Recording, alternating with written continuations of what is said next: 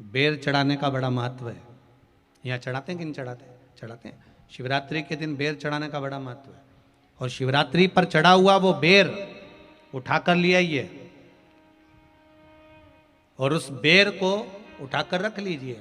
मान लो किसी को उदर से जुड़ी हुई जब तकलीफ रहती है, पेट से जुड़ी हुई तकलीफ रहती है, पेट से जुड़ी हुई कोई भी प्रॉब्लम हो, अगर पेट से जुड़ा हुआ कोई भी रोग आपको लग गया और डॉक्टर की दवाई चल रही है, सारी औषधि चल रही है, जो शिवरात्रि पर आपने बेर चढ़ाया है वो बेर अगर आपके यहां रखा हुआ है, वो बेर उस रोग वाले व्यक्ति को खिला दीजिए।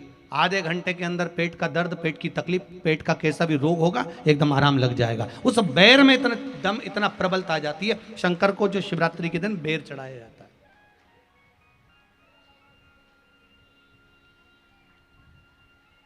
भगवान शिव पर समर्पित हुआ वो बेर का इतना महत्व महाराज।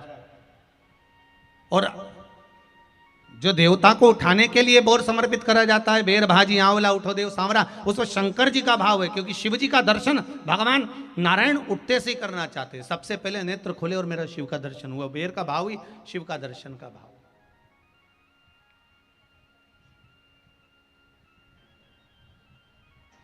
कितनी बड़ी औषधि होगी बेर के अंदर, जरा देखिएगा कि मेरे राम जी शबरी अम्बा के दरवाजे पर पहुंचे। आप लोग भजन में लेते रहते हो, शबरी संवारे रास्ता आएंगे राम जी, मेरा भी धन्य जीवन बनाएंगे राम जी।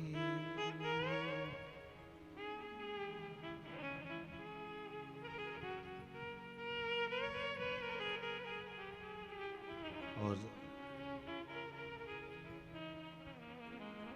बागों से चुन चुन के वो लेकर आई बेर की टोकरी लाई। खट्टे हो चाहे मीठे हो पाएंगे राम जी, मेरा भी धन्य जीवन बनाएंगे राम जी। शबरी ने राम जी को बेर दिया। राम जी ने बेर खाया, प्रेम से खाया। याद आया पीछे लक्ष्मण खड़ा है। राम जी ने लक्ष्मण को बेर दिए, ले लक्ष्मण ये बेर खा ले। लक्ष्मण जी ने बेर लिए। लक्ष्मण जी ने बेर को देखा तो वो शबरी अम्बा अपने मुंह से झूठा करके दे रही है। लक्ष्मण जी ने बेर लिया, पास में रख लिया, फिर लिया, फिर रख लिया। शबरी जी राम जी को बेर दे, राम जी लक्ष्मण जी को बेर दे, लक्ष्मण जी वो बेर लेके पीछे फेंकते जाए। उठाए फेंका, उठाया फेंका, उठाया फेंका। अब कोई लक्ष्मण साधारण है? जब भगवान राम विष्णु हैं, लक्ष्मण शेषनाग हैं। शेषनाग अगर कोई चीज फेंकेगा तो क्या पास में फेंकेगी? उठाया फेंका, कोसों दूर जाकर गिरा। और वो बेर कब काम आया? जब लक्ष्मण जी को शक्ति लगी, बाण लगा, लक्ष्मण जी मूर्छा होकर जमीन पर पड़े।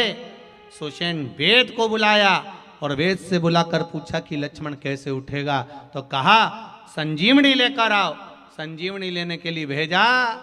तब संजीवनी लेने के लिए जब श्री हनुमान जी महाराज गए, संजीवनी बूटी जब लेकर आए और लक्ष्मण जी को जो दी, तब राम जी पहचान गए ये संजीवनी कोई दूसरी नहीं है। लक्ष्मण जी को जो बेर खाने को दिया था वो बेर फेंक दिया था, उसी बेर की पत्ती है जिसको निचोड़ निचोड़ कर लक्ष्मण जी को खिलाना पड़ी है। तो राम जी रोते रोते बोले पहले ही खा लेता तो खाना नहीं पड़ती।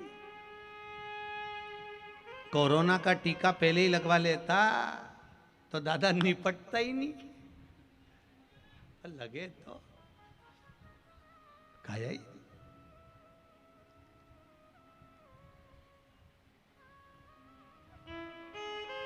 यहां तो सीधी सीधी बात है ना। कहा पोलियो की दवाई जन्म लिए बच्चे से लेकर 5 वर्ष तक के बच्चे को पोलियो की दवाई पिलाई जाएगी। पोलियो की दवाई पियो तो हाथ पैर से विकलांग नहीं होगे।